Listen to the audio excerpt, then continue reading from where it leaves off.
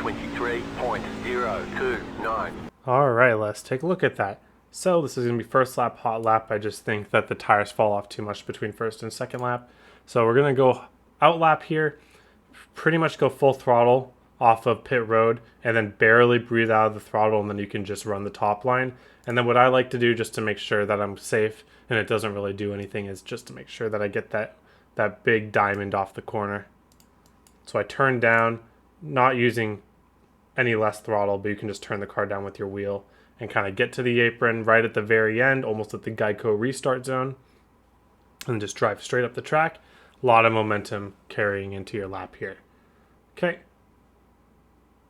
So what we're going to do here is basically this is a lot different than Gen 4 in my opinion, because this is a lot more aggressive on the throttle. Brake is not necessary in entrance of turn 1 and turn 3. In fact, we're going to use a lot of steering wheel here to force this car. So I want to make a diamond out of the corner. So apex early, slide up and come back down, except I don't want this hill to be very high. I want it to be a mini diamond, and you'll see what I mean in a second here. So I get to the bottom,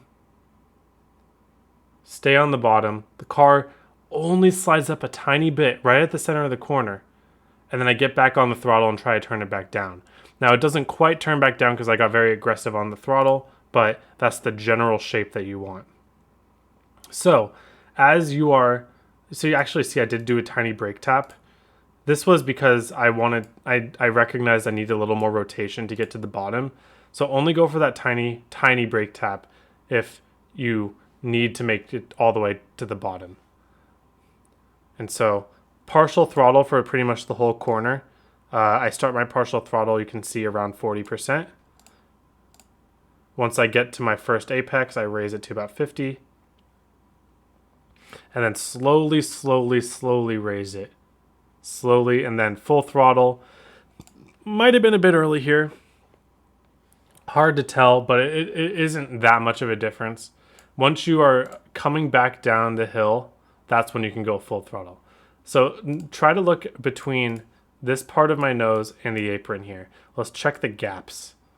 So you see if there's no gap at first, and then I'm slowly going tiny bit up the hill. Keep looking. And now it's coming back down. Now I can full throttle.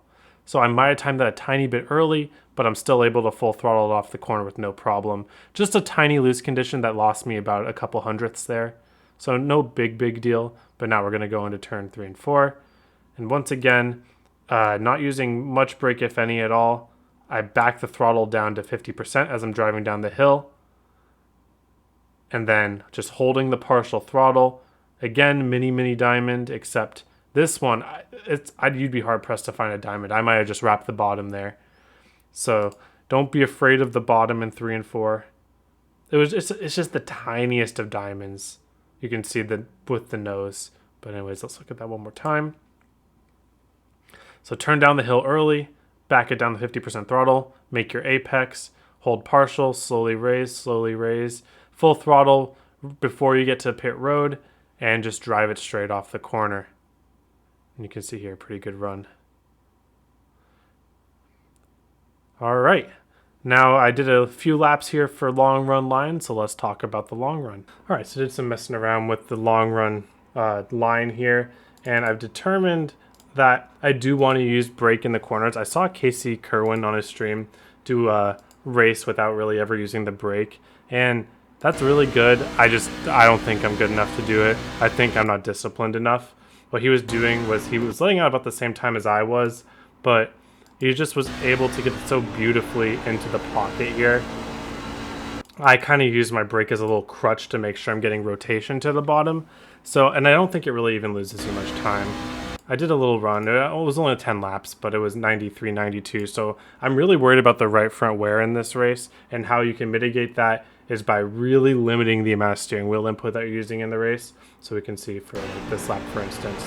Once I get onto partial throttle, I do not want my steering wheel to be ever moving further to the left. The worst thing that you can do at Dover is hit your diamond / apex and then turn the wheel more. That just means that you're forcing everything and you're burning right front tire. You need the car to come to you. You cannot force the car with what you're doing. So we'll look at that again. So little tiny brake tap for rotation on entry down the banking. Partial throttle, slowly raise it, and then just unload the wheel off the corner. If this isn't how your wheel is looking off the corner, then you're pushing too hard. Your wheel should really just be unloading as you go. Excuse me. Little brake tap, back to partial, and then I was a little more aggressive here, and you can see I think that was a little bit too much on the tires there personally, but it was pretty fast. Little brake tap, straight back to partial throttle, no gaps in between. Starting to get a little loose, you can see, but it's still not even feeling tight. If your car is feeling tight, you really need to go back to the drawing board on when you are starting to press full throttle. You should be doing a lot more partial throttle than full throttle in these scenarios. So partial throttle, slowly raise it. We want this late apex on every corner. If you can get a late apex right about here so that your car is positioned to exit the corner with a good angle, that's ideal. All right. Other than that, a general race tips can be very, very hard to pass here. Qualifying is extremely important. So don't slouch on your qualifying. You might want to work on qualifying a lot because passing people, Dover and passing just don't really ever work together. There's going to be contact, door banging because just how the lines work.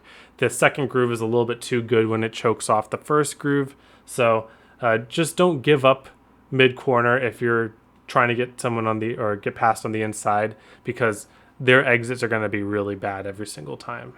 Other than that, thank you all for watching. Hope you all have a wonderful day, and I hope to see you all on the track.